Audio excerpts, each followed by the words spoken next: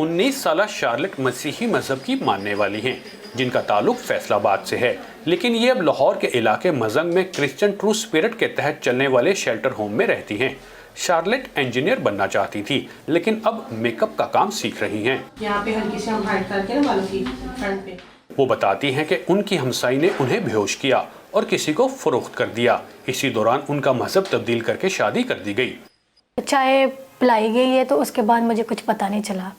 तो जब 3 दिन के बाद मुझे होश आई है तो मैं किसी के घर में थी। आहिस्ता आहिस्ता वो मुझे बताते गए कि हमारी शादी हो गई है, ये तुम्हारा हस्बैंड है तुम्हारे साथ जो बैठा है। शादी का मुझे कुछ नहीं पता क्योंकि वो बेहोशी की हालत में हुई थी, मुझे कुछ भी नहीं पता। उन्होंने मेरा नाम आयशा रखा था, वो खुद से रखा था। शेल्टर होम में रहने वाली दीगर लड़कियों की कहानी भी शार्लेट से मिलती जुलती है।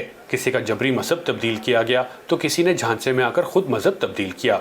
यहाँ रहने वाली लड़कियाँ अपने घर वालों को याद करके अक्सर अफसुर्दा हो जाती हैं।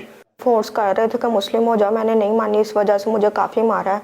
मैं वहाँ तब से यहाँ पे आई हूँ, काफ़ी कुछ सीखा है। मैं घर नहीं जाती, इस वजह से नहीं जाती क्योंकि मेरी वजह से मेरे घर वालों को ज़्यादा परेशानी होती है। इसी तरह शेखुपुरा की रिहायशी महविश का जबरदस्ती मजहब तब्दील करके शादी की गई, जिसके बाद इसने खुला के लिए अदालत से रजू कर रखा है। महविश बताती हैं कि उसके साथ रेप भी किया गया, जिसकी अजियत उसे आज भी गमजदा कर देती है। मैं ये चाहती हूँ कि मैं जब स्टिचिंग सही तरह से सीख लूँ तो मैं अपनी बुटीक शुरू करूँ। तो अपने माँ बाप का भी सोचना चाहती हूँ कि मैं उनके लिए अच्छा करूँ। Shelter home Christian true spirit नामी निजी तंजीम की मदद से चलता है, जहाँ खवातीन का मजहब की तफरीक के बगैर उनकी मदद की जाती है। हमारे पास ज़्यादातर केसेस डोमेस्टिक वर्कर्स के आते हैं। इसके अलावा जो मज़दूर तबका है, जैसे बॉन्डेड लेबर्स हैं, भट्टों पे काम करने वाले लोग, उनकी बच्चियों को उनके सामने ज़्यादती का निशाना बनाया जाता है। उनकी लड़कियों को अगवा करके ज़बरदस्ती मज़हब तब्दील करवाया जाता है। जबरी शादियाँ होती हैं। शेल्टर होम में लड़कियों को कानूनी मुशावरत के साथ सिलाई, कढ़ाई और दीगर काम सिखाए जाते हैं ताकि वो अपना रोजगार खुद चला सकें। जबरी मजहब की तब्दीली और जबरी शादियां रोकने के लिए पाकिस्तान की पार्लियामान में बिल पेश हो चुके हैं, जिनमें मुख्तलिफ किस्म की सजाएं तजवीज़ की गई हैं, लेकिन इन बिल पर उठने वाले एतराज़ात के बायस वो पास नहीं हो सके।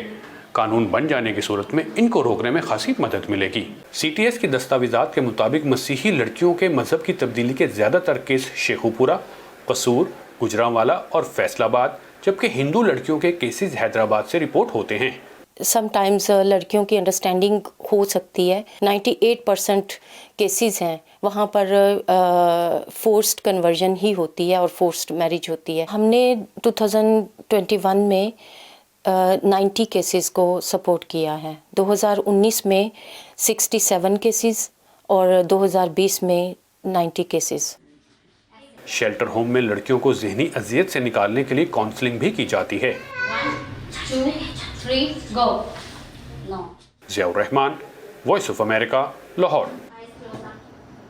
इंसानी हुकूक के लिए अमरीकी महकमा खारजा की पाकिस्तान के लिए कंट्री रिपोर्ट में ज़बरदस्ती तब्दीली मजहब और ज़बरदस्ती की शादियों को इंसानी हुकूक की खिलाफ वर्जियों में शुमार किया गया है।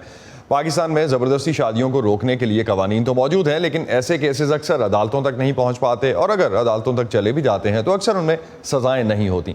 क्या मसाइल हैं जिनसे पाकिस्तानी मुआशरे को निपटना पड़ता है, इस पर हम बात करेंगे सेंटर फॉर सोशल जस्टिस से पीटर जैकब इस वक्त हमारे साथ मौजूद हैं लाहौर से। पीटर, क्यों मुश्किल है इस जबरी तब्दीली मजहब और शादियों को रोकना?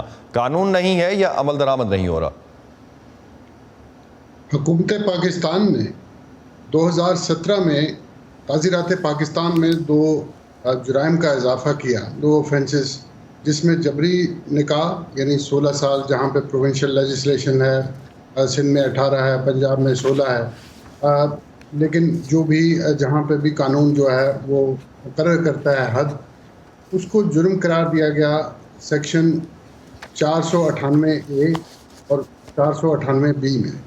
498B ख़ास तौर पर गैर मुस्लिम बच्चियों से ज़बरदस्ती निकाह से मुतल्लिक थी, और जिसकी बड़ी हैवी पेनल्टी 5 साल से 10 साल की सज़ा और 5 साल से 10 लाख का जुर्माना ये मुकर्रर किया गया था, लेकिन इस पे अमल दरामद नहीं हुआ। और जैसे आप जिक्र कर चुके हैं यहाँ पर कि ख़ास तौर पर जबरी तब्दीली मज़हब से मुतालिक एक बिल जो है वो तैयार भी किया गया, लेकिन वो उसको कानून नहीं बनने दिया गया। लिहाजा आप ये कह सकते हैं कि बादियो नज़र में तो कुछ कवानीन हैं, جو زبردستی نکاح اغوا وغیرہ کے جرائم ان کے اوپر گرفت رکھتے ہیں لیکن ان پر عمل درآمد نہیں ہوتا، خاص طور پر جب وہ بچیاں مذہبی اقلیت سے تعلق رکھتی ہیں تو ان کا جو ہے وہ کوئی بھی میکانزم، قانونی سوشل پروٹیکشنز کے جو سیفٹی نیٹ ہیں وہ ان کے کام میں نہیں آتے۔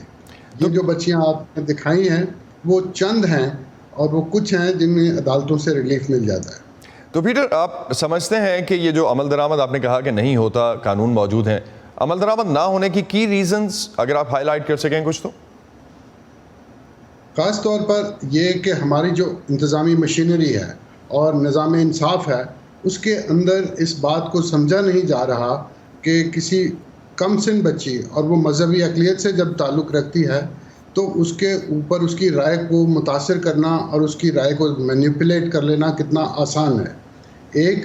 اور دوسری وجہ یہ ہے کہ یہاں پر کچھ جرائم پیشہ کارٹل بنے ہوئے ہیں اور وہ خاص طور پر یہ دربار وغیرہ ہوتے ہیں جہاں پہ وہ مذہب کا لبادہ اوڑھ کے اس پر خاص کیمپیننگ کرتے ہیں کہ جناب یہ جیسے کہ یہ ہونا ہی چاہیے، اور یہ جو ہے کیونکہ اکثریت مذہب سب سے اچھا ہے لہٰذا مذہبی اقلیت سے اگر کوئی آ جاتا ہے تو اس سے اچھی بات اور کیا ہو سکتی ہے۔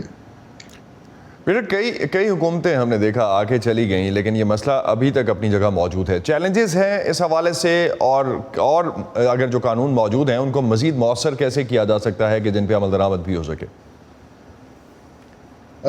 یہ بات بالکل درست ہے کہ خاص طور پر سرکاری سطح پہ اس بات کو تسلیم کرنا بہت ضروری ہے کہ یہ ناانصافی ہے، اور جب وہ مکمل طور پر پارلیمان کی سطح پر یہ بات تسلیم کر لی جائے گی تو اس کے اوپر عمل درآمد میں چاہے وہ سوشل سیفٹی نیٹ ہیں چاہے وہ لیگل سیفٹی نیٹ ہیں وہاں پہ آسان ہو جائے گا۔ حکومت تو یہ دیکھیے نا کہ اب ہمارے پاس جو نتائج آئے ہیں افراد شماری کے، سینسس کے، وہ ہمیں بتاتے ہیں کہ کوئی 4-5 لاکھ آبادی جو ہے وہ مذہبی اقلیتوں کی کم ہو گئی ہے، جو پروجیکٹڈ پاپولیشن تھی اس سے یہ کم ہوئی ہے۔ تو یہ اس میں کچھ نہ کچھ تو وجہ ہوئی ہوگی، ہجرت ہوئی ہے، انڈر کاؤنٹنگ ہوئی ہے، یا تبدیلی مذہب ہوئی ہے۔ تو اس مسئلے کو اکنالج کرنا بہت ضروری ہے۔ وہ ظلم زیادتی، ناانصافی جو مذہبی اقلیتوں سے بالعموم روزمرہ کی بنیادوں پر ہو سکتی ہے، اس کا معاشرے کو ادراک کرنا بہت ضروری ہے، پھر یہ رک پائے گا۔ بہت شکریہ پیٹر جیکب ہم سے بات کرنے کا اور اس حوالے سے جو سچویشن تھی پاکستان میں ہمیں اس پہ بریف کرنے کا۔